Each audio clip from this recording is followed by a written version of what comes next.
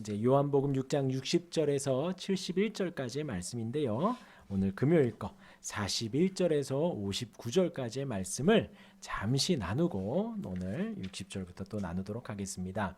요한복음 6장에 들어와서 오병이어의 기적을 주님이 베푸십니다. 떡 5개와 물고기 2마리로 남자 장정만 5,000명을 배불리 먹이십니다.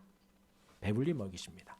그 예수님의 품 안에서 빵이 계속해서 생겨나고 물고기가 계속해서 생겨나 거기에 있는 남자만 5,000명, 적어도 10,000명, 최대한 15,000명 정도가 그 자리에 있었는데 다 배불리 먹었다는 거예요. 여자들은 수에 치지 않았고 어린이들은 수에 치지 않았거든요. 그런데 그들이 다 먹고 12광주리가 남았습니다. 그런데 이것이 우리가 보기에는 큰 기적이지만 하나님이 보시기에는 뭐 그리 큰 일은 아닙니다. 해와 달과 별들을 말씀으로 만드신 분이신데요. 하늘에 나는 새와 물고기들과 육축들, 가축들을 말씀으로 만드신 하나님이신데 그 빵 하나 만들어내는 거 어렵겠습니까? 예수님의 품 안에서 빵이 계속해서 솟아나고 물고기가 계속해서 솟아나서 거기에 모인 모든 자들이 배불리 먹고 남았다는 거예요. 그리고서는 예수님이 제자들을 보내시고 따로 기도하시다가 파도가 치는 그곳에 예수님 물 위로 걸어 가십니다. 거기에서 제자들을 만나고 제자들이 파도가 치는 그 어둠, 칠흑 같은 어둠 속에서 예수님이 물 위를 걸어오니 귀신인가 하고 깜짝 놀라 있는데 예수님이 찾아오셔서 내니 두려워하지 말라. 우리의 인생의 파도 속에 우리 주님은 저벅저벅 걸어오십니다. 우리는 큰일 난 것 같고 죽을 것 같은 그런 파도 속에서 하나님이신 우리 주님은 그 사이로 찾아오셔서 우리를 구원하시고 우리 가운데 그 파도를 잠잠케 해주시는 분이십니다. 그리고 나서 왕의 신하의 아들을 말씀으로 치유하시고 또 38년 된 병자도 말씀으로 치유하십니다. 이 6장에서 예수님은 하나님이심을 정확하게 드러내시는 거예요. 완전하게 드러내시는 것입니다. 그리고서는 이제 41절의 말씀이 시작이 되지요. 자기가 하늘에서 내려온 떡이라. 예수님이 오병이어의 기적으로 그들에게 먹을 이 육체의 양식을 베풀어 주셨는데 그것은 체험의 하나님의 교육이었던 거예요. 그리고서 예수님이 가르쳐 주시기를 하늘에서 내려온 떡.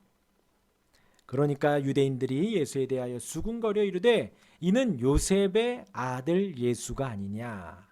그 부모를 우리가 아는데 자기가 지금 어찌하여 하늘에서 내려왔다 하느냐. 예수님이 하나님이시고 하나님의 아들이시고 복음이십니다.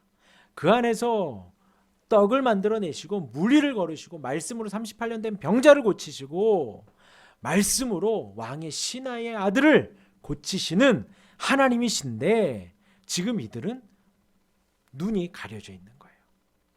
그 예수님을 보면서 하나님의 아들이심을 믿어야 할진데 그 예수님을 보니 아비가 요셉이고 저 동생들을 우리가 아는데 어찌 하늘에서 내려왔다 하느냐. 하늘에서 내려왔다. 하나님이 보내셨다. 하나님의 사람이다. 인자다. 하나님의 보냄을 받은 자다. 또 지금 기다리고 있는 메시아다. 그 모든 의미를 담고 있는 겁니다. 어찌 그렇게 말하느냐. 그 부모를 우리가 아는데. 우리가 여기에 속으면 안 됩니다. 인간적인 것에 속으면 안 돼요. 뭐 짧게만 봐도 우리가 이 책을 보고 이게 어떻게 하나님의 말씀이냐. 그냥 검은 거죽대기 많은 책장일 뿐인데 사람이 기록한 건데 이게 어떻게 하나님의 말씀이냐 라고 하는 것과 별반 다르지 않아요. 그러자 예수께서 말씀하십니다. 너희는 서로 수군거리지 말라. 나를 보내신 아버지께서 이끌지 아니하시면 아무도 내게 올 수 없으니 오는 그를 내가 마지막 날에 다시 살리리라. 너희들 아무 상관없다. 하나님이 보내셔야 올 수 있다라는 거예요. 선지자의 글에 그들이 다 하나님의 가르치심을 받으리라 기록되었은즉 아버지께 듣고 배운 사람마다 내게로 오느니라. 하늘에서 오신 그 주님을, 그 주님께로 가는 모든 사람들 속에서 어떤 사람들이 가느냐? 첫 번째로 하나님 아버지께서 이끌어주는 사람.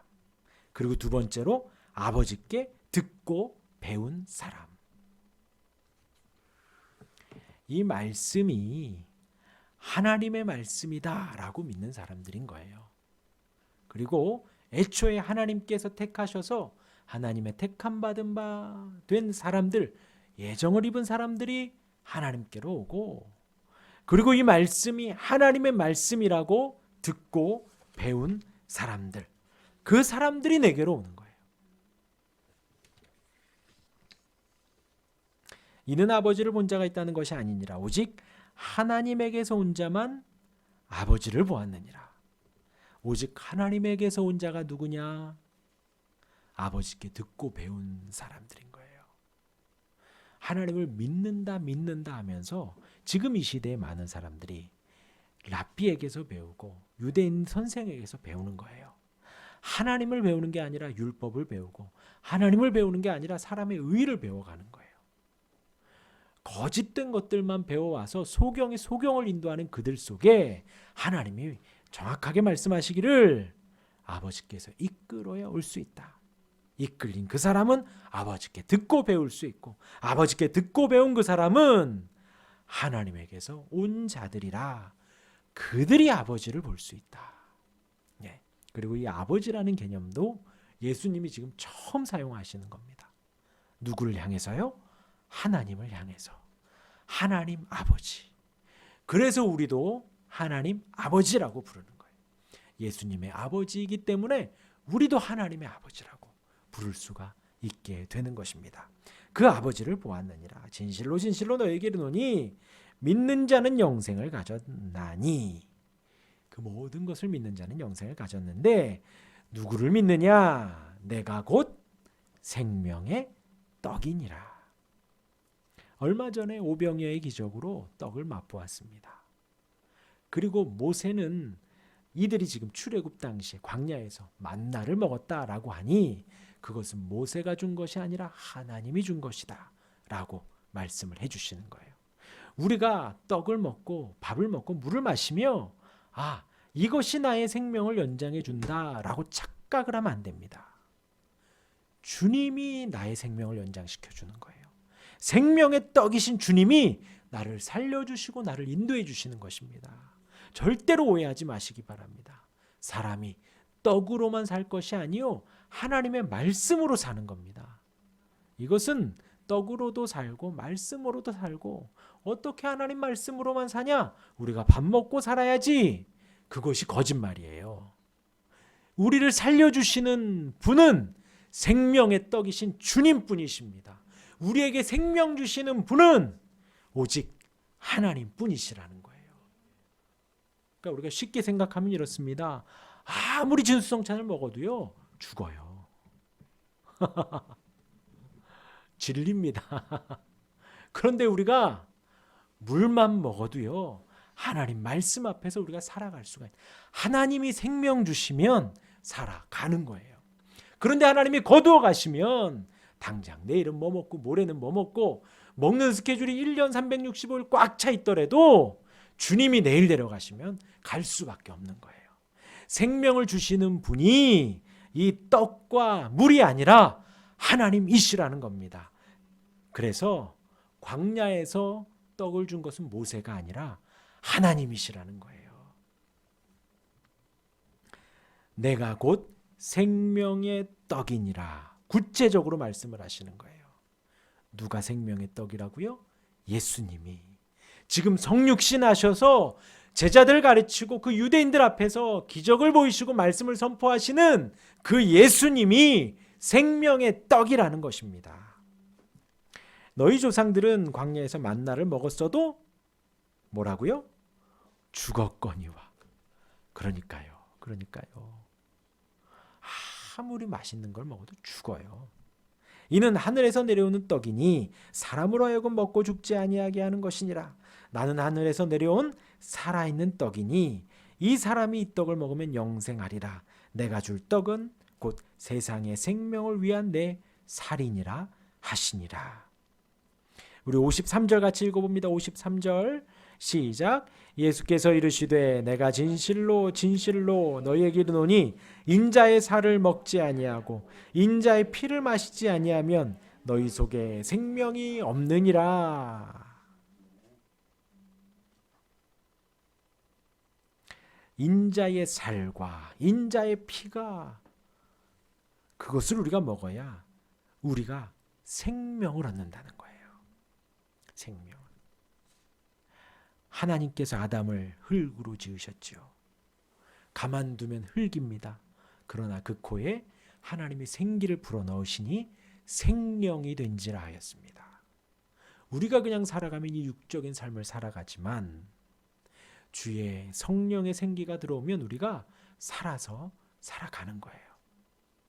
예수님이 말씀하시기를 인자의 살을 먹고 인자의 피를 마시면 그 속에 생명이 있다는 거예요. 우리 그 앞에 74페이지 중간에 보면 나옵니다.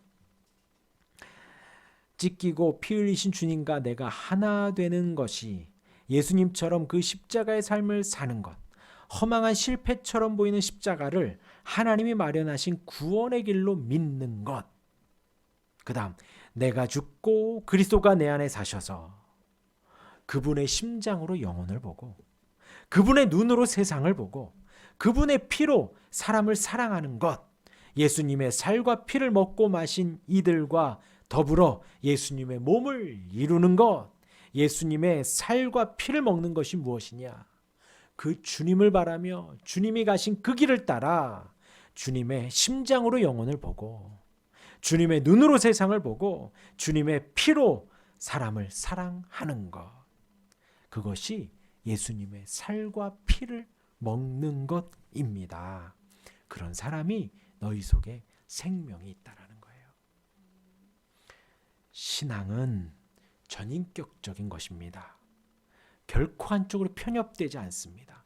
공부만 많이 하고 성경만 많이 읽는다고 신앙이 좋아지지 않아요. 또 찬양만 많이 하고 늘 눈물을 흘리며 기도한다고 신앙이 좋은 것 아닙니다. 계속 교회에 와서 교회 봉사를 한다고 신앙이 좋아지는 것이 아니에요. 이 세 가지가 전인적으로 잘 맞아 들어가야 합니다.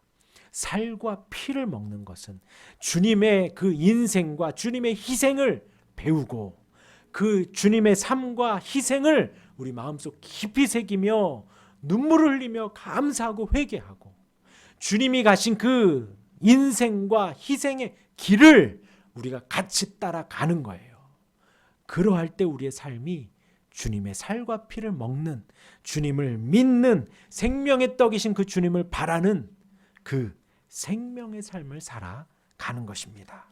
한 번 더 강조하십니다. 55절에 내 살은 참된 양식이요 내 피는 참된 음료로다. 결코 목마르지 않고 결코 줄이지 않는 참이다. 참된 거다. 라고 말씀을 하십니다.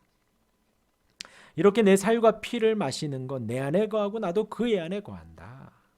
라는 것을 쭉 가르치십니다. 그리고 오늘 말씀이 시작이 되는 거예요. 60절 제자 중 여럿이 듣고 말하되 이 말씀은 어렵도다. 누가 들을 수 있느냐 한데. 쉽지 않아요. 살을 먹고 피를 마시라니요. 큰일 날 일이지요. 그래서 초대교회에서는 정말 큰일 났었답니다.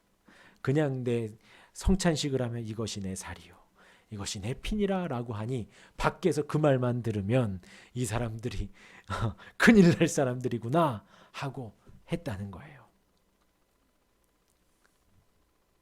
그 말 그대로만 보고 혹은 그 의미를 깊이 안다고 하여도 예수님이 가신 그 길 말씀대로 순종하는 삶, 그리고 주님이 가신 그 십자가의 희생의 길을 배운다라는 것, 누가 들을 수 있느냐?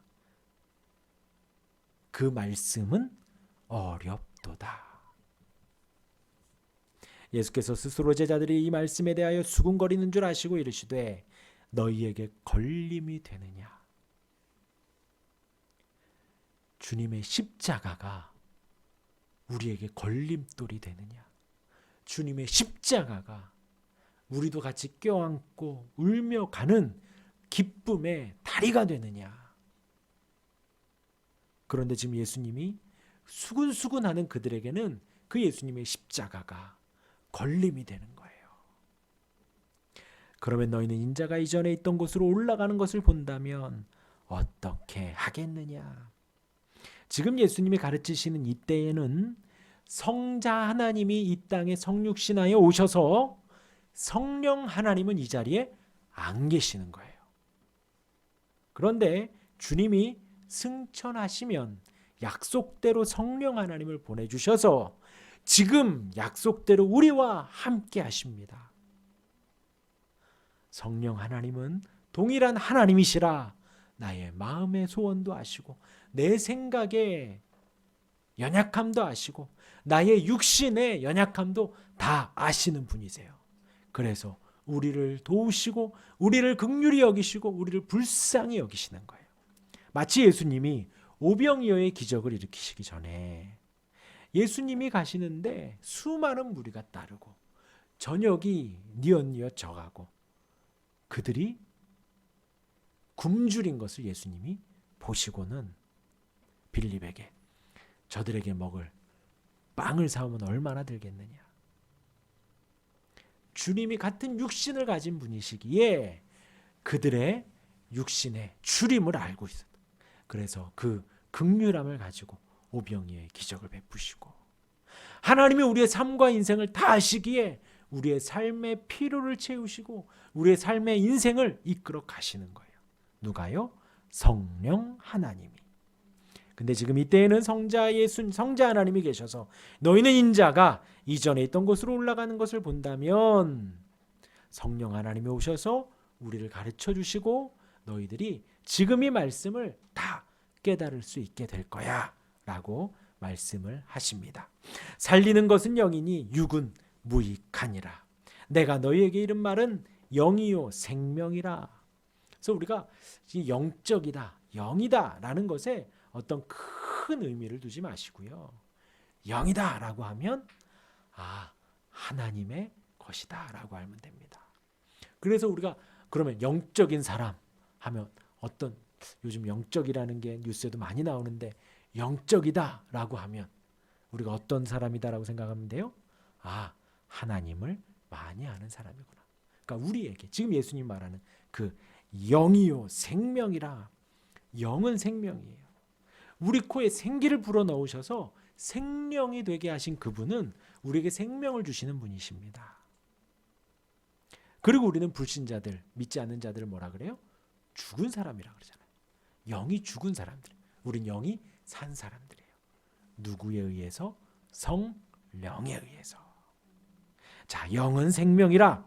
그러나 너희 중에 믿지 아니하는 자들이 있으니 이는 예수께서 믿지 아니하는 자들이 누구며 자기를 팔 자가 누구인지 처음부터 아심이로라. 예수님은 하나님이십니다. 다 알고 계셔요. 그럼 반대로 예수님을 시인하고 예수님을 따르는 자들도 다 알고 계십니다. 아시겠죠? 그래서 또 이르시되 그러므로 너희에게 말하기를 내 아버지께서 오게 하여 주지 아니하시면 누구든지 내게 올 수 없다 하였노라. 지금 성자 하나님은 누가 팔지 누가 떠날지 다 알고 계십니다. 그런데 그 모든 것에 있어서 하나님께 영광을 돌리는 거예요. 하나님께서 오게 하여 주셔야 올 수 있다는 것입니다. 그러면 여기 있는 여러분들이 이 자리에 온 것은 어쩌다 우연히 마주친 십자가를 보고 오신 것이 아니라 하나님께서 오게 하여 주셔서 이 자리에 왔다는 거예요. 그것은요, 뒷걸음질 치다가 가지 한 마리 잡은 것이 아니라 태초 전부터 하나님이 우리를 향한 계획을 가지고 우리가 나기 전부터 우리를 향한 계획과 뜻과 그 마음속에 하나님이 인도해 가시는 거예요. 왜요? 저와 여러분들은 천하보다도 귀합니다. 저와 여러분들은 하나님의 형상대로 만들어진 하나님의 자녀들이에요. 하나님의 피조물이에요. 너무나도 존귀하시고 너무나도 소중한 분이십니다. 그러한 나를 향하여, 여러분들을 향하여 하나님은 오래전부터 주 앞으로 나올 수 있도록 우리를 택하시고 불러주시고 인도해 주셨습니다. 그때부터 그의 제자 중에서 많은 사람이 어땠다고요? 떠나가고 다시 그와 함께 다니지 아니하더라. 그 말씀이 너무 어려웠던 거예요. 무엇이 어려웠는지는 모르겠습니다. 그러나 우리의 신앙의 걸음걸음이 기쁨과 감사와 여러분들 하는 일 뭐든지 다 잘 될 겁니다. 잘 될 겁니다. 건강해질 겁니다. 승리할 겁니다. 좋아질 겁니다. 주님이 지금 그 말씀을 전하신 게 아니에요. 내 살과 피를 먹는 자가 영생을 얻는다. 예수님의 살과 피를 먹는 자, 주님을 믿는 자, 지금 이 주님의 성육신한 그 살과 예수님의 그 십자가의 희생의 은혜를 전하고 나니 사람들이 떠나는 거예요. 예수께서 12제자에게 이르시되 너희도 가려느냐? 우리 같이 읽습니다. 시작. 시몬 베드로가 대답하되 주여 영생의 말씀이 주께 있사오니 우리가 누구에게로 가오리이까? 영생의 말씀이, 천국의 말씀이, 구원의 말씀이, 거룩한 그 중생의 말씀이, 거듭남의 말씀이 주께 있으니 우리가 누구에게로 가오리이까? 다른 랍비에게, 다른 선생에게, 다른 유대인들에게, 다른 서기관에게, 바리새인에게 우리가 갈 수 없다. 영생의 말씀이 주님께 있다. 신앙 고백을 하는 것이지요. 우리가 주는 하나님의 거룩하신 자인 줄 믿고 알았사옵나이다. 여기 있는 여러분들에게 나중에요. 잠깐만요. 그렇게 베드로가 대답을 하고 제자들이 대답을 합니다. 예수께서 대답하시되 내가 너희 12를 택하지 아니하였느냐? 예수님이 12를 택하셨습니다. 그러나 너희 중에 한 사람은 마귀니라 하시니 이 말씀은 가롯 시몬의 아들 유다를 가리킴이라. 그는 12 중에 하나로 예수를 팔 자러라. 12 중에 한 명이 팔았습니다. 우리에게 있어서 이것의 교훈이 그와 같습니다. 성경에는 예수 믿으면 천국 간다고 말씀을 하시지요. 그것이 끝이 아니라 예수를 믿지 않으면 지옥에 갑니다. 주님을 따른 12제자 중에 11명의 제자가 나중에 주님이 승천하시고 성령의 충만함을 받아 사도의 삶을 살아갔죠. 그리고 그 한 명의 제자는 스스로 목숨을 끊습니다. 3년을 따라다닌 그 주님을 자기가 헐값에 팔고 자기가 욕심에 그 선생을 팔았다라는 그 죄책감에 스스로 목숨을 끊죠. 아까 말씀드렸어요. 주여 영생의 말씀이 주께 있습니다. 이 신앙 고백이요. 여기에 있는 우리에게 항상 있기를 바랍니다. 그리고 이 고백이 우리의 입술에서 떠나가면 안 돼요. 성경은 하나님의 백성들이 하나님의 자녀로 되어가는 기록도 기록하지만 하나님의 자녀들이 실수하는 것도 기록을 하고요. 지금 주의 12제자들 중에 11제자가 사도로 주의 사역을 감당하기도 하지만 한 제자는 그 가운데서 낙오되기도 했고요. 많은 제자들이 주 앞에 나왔지만 주님의 말씀을 듣고 또 떠나는 제자들도 있었다라는 거예요. 여기 있는 여러분들에게, 저와 여러분들에게 심심한 도전의 말씀을 드리면 주여 내가 주여 영생의 말씀이 주께 있으니 주를 떠나지 않겠습니다 라는 고백을 늘 하시길 바랍니다. 기쁘고 감사한 일이 많을 때도 이 고백을 하시고요. 슬프고 어려운 일이 많을 때에도 주여 영생의 말씀이 주께 있으니 지금 힘들지만 제가 떠나지 않습니다. 이 상황에서도 주 앞에 나아가겠습니다 라는 결단을 늘 하시기를 바랍니다. 제가 계속 말씀드리지요. 우리의 인생에 떠날 수 있는 기회, 떠날 수 있는 상황들은 무궁무진해요. 무궁무진해요. 뭐 우리 고등학생들은 대학교 가면요, 대학교 가면 군대 가면요, 결혼하면요, 자녀 낳으면요, 임신하면요.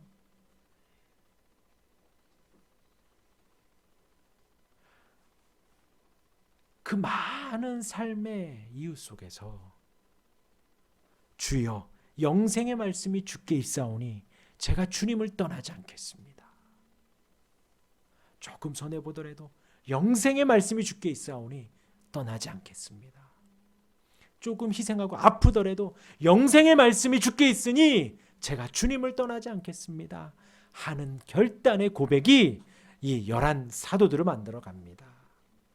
그러나 한마디 한마디 속에 계산하고 재고 내 손에 내 이득 그런 걸 따지게 되면 나중에 이 성경이 기록한 가롯 시몬의 아들 유다가 나타나게 되는 것입니다.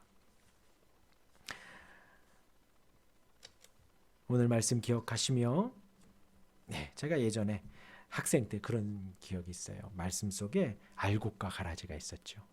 그런데 가라지를 뽑아버릴까요? 그러니까 뽑지 말아라. 알곡까지도 상할까? 근데 갑자기 뭔가 쿵 하는 거예요. 뽑지 말래요. 이렇게 했는데 뽑지 말래는, 우리 같으면 가라지 다 뽑아버려야죠. 이거 열매 안 날 텐데 이거 죽은 거 뽑아버려야죠. 뽑지 말라는 겁니다. 알곡도 상하니. 갑자기 덜컥한 거예요. 주님이 가라지 같은데, 내가 보기에 내가 가라지 같은데 나를 살려주시는구나. 하나님께서 우리의 인생을, 우리의 신앙을 그렇게 키워갈 수 있기를 바랍니다. 그렇게 실족하지 마시고요. 내가 가라지라니 하고 실족하지 마시고, 내가 가룟 유다라니 실족하지 마시고, 그러한 상실감과 어려움 속에서 주여 영생의 말씀이 주께 있습니다, 주의 살과 피 그 길을 내가 갑니다 결단하시길 바랍니다. 그러한 채찍이 우리에게 필요하기도 합니다. 그리고 우리에게 당근이 필요하기도 하고, 채찍이 필요하기도 하고, 봄과 여름의 따스함이 필요하기도 하고, 가을과 겨울에 지금 이 추위가 필요하기도 한 거예요. 하나님은 각자 개인에게 그러한 삶을 주시며 우리가 하나님을 더 경외하고 더 찾을 수 있도록 인도해 주시는 것입니다. 그러함 속에서 주님의 부르심 속에 늘 아멘 하시고 생명의 떡이신 주님을 늘 우리 마음속 깊이 새기시며 인자의 살과 인자의 피를 그 참된 양식과 참된 음료로 주님을 향하여서 나아가고, 또 주님이 언제든 너희도 떠나겠느냐라고 너희도 가려느냐 할 때에 이 베드로의 대답처럼 영생의 말씀이 주께 있으니 내가 떠나지 않겠습니다. 어디로 가겠습니까? 결단하고 주께로 더 가까이 가는 저와 여러분들이 되기를 주님의 이름으로 축원합니다. 아멘.